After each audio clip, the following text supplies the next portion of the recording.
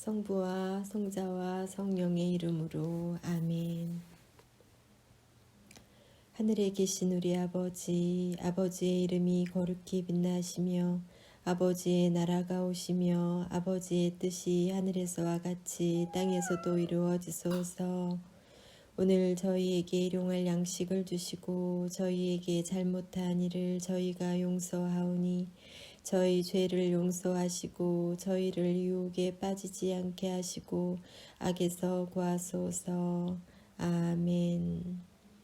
은총이 가득하신 마리아님 기뻐하소서. 주님께서 함께 계시니 여인 중에 복되시며 태중의 아들 예수님 또한 복되시나이다. 천주의 성모 마리아님, 이제와 저희 죽을 때 저희 죄인을 위하여 빌어주소서. 아멘. 부와 성자와 성령의 이름으로 아멘. 책 속에서 찾은 하느님의 진리. 머튼이 읽었던 책 역시 그의 영적인 변화와 성장에 큰 영향을 주었다.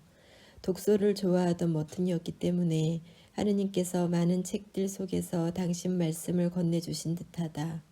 우선 그는 에티엔 질송의 중세 철학의 정신을 읽음으로써 하느님에 대해 전반적인 새로운 개념을 갖게 되었다.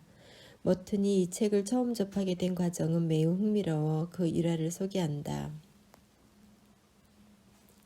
1937년 2월 어느 날 그는 주머니에 있는 5에서 10달러 정도 되는 동전이 귀찮아 아무렇게나 써버릴 심상으로 스크리브너 서점에 들르게 된다. 그리고 진열장에서 중세 철학의 정신이라는 책을 우연히 보게 되었다. 그는 책의 내용보다는 저자인 에티엔 질송에 대해 알고 싶어 이 책을 구입했다. 그런데 롱아일랜드 집으로 돌아가는 기차 안에서 책을 펴둔 순간 그 첫 장에 오류 없음, 교회인가? 라는 작은 라틴어 활자를 보고는 그 책을 산 것을 극도로 후회했다. 그는 속았다는 분노가 명치에 칼을 꽂는 것 같았다. 사기를 당한 것만 같았다라고 생각하며 이 책을 차창 밖으로 던져버리고 싶은 충동이 일어났다. 그는 당시 카톨릭에 대해 부정적인 생각을 가지고 있었고 라틴어를 사용해 교회 인가를 기록한 그 첫 페이지를 보고 과거 카톨릭의 종교 재판을 떠올리며 혐오했던 것이다. 그러나 그는 내가 이 책을 버리기는커녕 실제로 읽었다는 것은 확실히 은총이었다 라고 고백한다. 사실 이 책을 통해 그는 그리스도교의 하느님 이해가 미신적이거나 비과학적인 것이 아니라 지적이고 이성적이라는 것을 깨닫게 되었다. 그의 지적인 마음은 자극되었고 가톨릭 신학의 이성적인 진면모를 알게 되었다. 이 책이 모튼에게 지적인 면에서 하느님에 대해 새로운 개념을 발견하도록 도왔으나 그의 내면은 여전히 하느님께 개인적인 응답을 할 필요를 느끼지 못했다. 그러던 중 금욕주의와 신비주의에 관한 동양의 원천들에 관한 올더 썩슬리의 사상을 접하게 되었고 그의 마음은 서서히 움직이기 시작했고 영적인 눈이 열리게 되었다.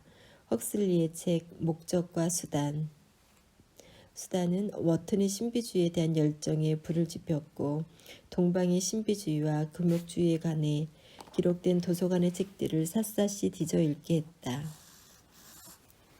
비록 그 당시 아시아 텍스트에 대한 독서는 그다지 쉬운 일이 아니었지만 독서를 통해 축적된 그의 생각들은 신비적 체험을 향한 갈망을 쟁진시켰고 아시아 전통이 이러한 갈망을 채우는 데 도움을 줄 수 있다는 믿음을 갖게 했다. 머튼은 그의 영혼에 믿음과 사랑을 확고하게 해준 윌리엄 브레이크에 관한 석사 논문을 작성하였다. 머튼은 윌리엄 브레이크를 향한 저의 사랑은 하느님의 은총과 같았다라고 생각합니다. 브레이크를 통해 저는 어느 날 유일한 참된 교회와 아들 예수 그리스도를 통하여 하나이신 살아계신 하느님을 간접적으로 만나게 되었습니다. 라고 언급했다. 브레이크의 신비적 은총들과 신비적 감각의 종합은 머튼에게 합리성을 초월하고 신비를 직관하게 하는 데 영향을 미쳤다. 브레이크와 같이 머튼 역시 시인이고 예언자이자 신비가였다. 첫 번째 하느님 체험, 그러나 여전히 변화없는 삶. 머튼은 일생 동안 내적 신비 체험들을 선물로 받았는데 이는 그가 새로운 지평을 여는데 깊은 영감을 주었다. 머튼의 회심과 수도 성소를 갖게 된 다양한 원인 중에 하나도 하느님이 먼저 그의 삶 속에 신비롭게 다가왔다는 것이다. 그러나 모든 신비로운 하느님이 다가오심에 머튼이 충실히 응답했던 것은 아니었다. 그의 첫 번째 로마에서의 신비체험이 그러했다. 이 신비체험은 아버지의 죽음 후 1년이 조금 넘은 1933년 로마 성지순례를 하던 중에 일어났다. 그는 성 고스마와 다미안 대성전을 방문하였고 그 성전의 중앙재단 위에 비잔틴 모자이크로 묘사된 예수의 모습에 심취했다. 이루 말로 표현할 수 없는 모자이크의 신비로움과 진솔함과 단순성에 강렬하게 매료되었다. 그는 이 순간을 이렇게 묘사하고 있다. 저는 갑자기 경외감에 사로잡혔고 그로 인해 제가 인식하고 이해한 어떤 것을 이곳에서 찾았다는 것에 놀랐습니다. 그것은 바로 제가 그동안 찾아왔던 바로 그것이었습니다. 이 신비로운 체험 후 그는 사람들이 그리스도라고 부르는 이 사람에 대해 어떤 것을 찾기 시작했고 복음을 읽고 하느님께 기도하기 시작했다. 이 체험 후 머튼은 로마에서 돌아가신 아버지에 대한 환시를 보았다. 그는 제가 아버지의 현존을 느낀 것은 너무도 생생하고 실제 같았으며 놀랍도록 선명해서 마치 그가 제 팔을 만지는 것 같았고 저에게 말을 하는 것 같았습니다. 저는 갑자기 압도되었고 비참하고 부패한 제 영혼의 깊은 곳까지 들여다볼 수 있게 되었습니다. 라고 묘사하고 있다. 나중에 그는 이 환시를 깊은 영적인 체험으로 간주하고 있다. 이 체험은 진정 은총이었으며 크나큰 은총이었습니다.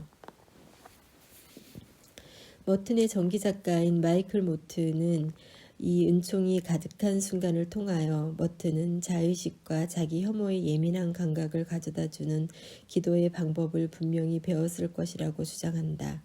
샤논에 따르면 그리스도의 비잔틴 모자이크는 머튼이 그가 찾고 있었던 것을 분명히 보게 했으며 아버지에 대한 환시는 그가 찾지 않았던 것, 즉 그의 교만과 자기 중심적으로 향하게 했던 비참함을 보게 했다. 이 신비적인 체험들을 통해 머튼은 자신의 비참함과 교만을 보았으며 해방과 자유에 대한 영혼의 진지한 갈망으로 지금까지 알려지지 않은 어떤 강렬함과 절박함이 그에게 솟아났다. 이러한 통찰력이 있는 체험에도 불구하고 청년 머튼은 자신의 회심이 여전히 멀리 떨어진 것이라 여겼다. 이러한 신비 체험을 나중에 회고하면서 그는 캠브리지의 클레어 대학 시절 자신이 로마에서의 영적 체험을 따르지 않은 것을 후회했다. 만약 제가 그 경험들을 따랐다면 저의 삶은 매우 달라졌을 것이며 그 시절을 비참하게 보내지도 않았을 것입니다. 실제로 로마에서의 두 신비 체험들은 모두 오래가지는 못해 클레어 대역 시절의 영적, 도덕적, 학문적으로 그의 삶에서 최악의 순간을 맞게 되었다. 그는 일종의 병적인 쾌락주의에 빠졌으며 사생아의 아버지가 되었고 결국 캠브리지를 떠나게 되었다. 우리의 삶 속에 하느님께서는 다양한 모습으로 우리에게 다가오신다. 때로는 우리가 체험해보지 못한 환희와 기쁨의 빛으로 다가오기도 하지만 아직 우리가 그것을 받아들일 준비가 되어 있지 못할 때 그 체험은 우리 삶에 아무런 영향을 미칠 수 없게 된다. 머튼의 로마 체험이 그러했다. 신비로운 체험은 전적으로 하느님의 선물이며 공동체를 위한 것이다. 사랑의 열매, 변화와 성장의 열매가 없는 신비 체험은 아무런 의미가 없을 뿐더러 자기 교만이라는 감옥에 갇히게 만들 수도 있다. 참된 하느님 체험은 진정한 사랑과 그 나눔에서 오기 때문이다.